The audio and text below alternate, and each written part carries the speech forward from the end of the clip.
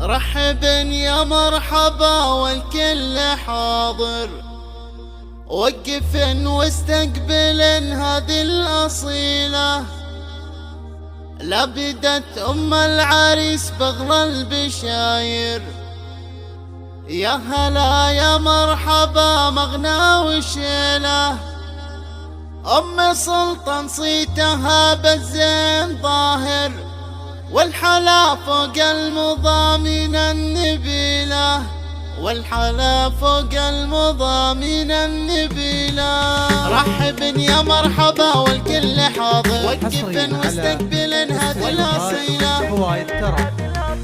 رحبا يا مرحبا والكل حاضر، وقفن واستقبلن هذه الأصيلة. لابدت أم العريس بغلى البشاير، يا هلا يا مرحبا مغنى وشيله. أم سلطان صيتها بالزين ظاهر، والحلا فوق المضامين النبيلة. بنت شيخ يعتلي تاج الأكابر، في شموخها يرسم الحكمة الجليلة، في شموخها يرسم الحكمة الجليلة. بنت ناصر والكرم والدار عامر، والمعاني الوافية صارت دليلة. ناصر اللي نال نوماس المفاخر، راعي الطولات واليد الجزيلة. أم سلطان لجلها تفوح المزاهر، من عبير رياضها رحب الخبيلة. وانثروا من حولها طيف المباخر، يوم لاحت الهنا شمس القبيلة، يوم لاحت الهنا شمس القبيلة. أكبرت وبناتها تسمي الخواطر، بالجمال اللي جمع ساس الفضيلة. ريم يلي حسنها يهز المشاعر، والوصوف العاطرة ما فيها حيلة. وغيداء القمر جلت المناظر، حسنها يفي عن الروح العليلة. أشجان اللي زينها والذوق وافر، والسجايا بالمفاهيم الجميلة، والسجايا بالمفاهيم الجميلة. في زفاف أخوهن أحمد يا النواظر، تذكر الله والصلاة تخشى خليلة. والتهاني نسوقها أول وآخر، للعريس اللي ولا نلقى مثيله. مرحبا يا مرحبا من صوت شاعر، ينظم الديفان بانوار المخيلة. أم سلطان رحبت في كل حاضر، والسعادة باركتنا بأحلى ليلة، والسعادة باركتنا بأحلى ليلة. رحبا يا مرحبا والكل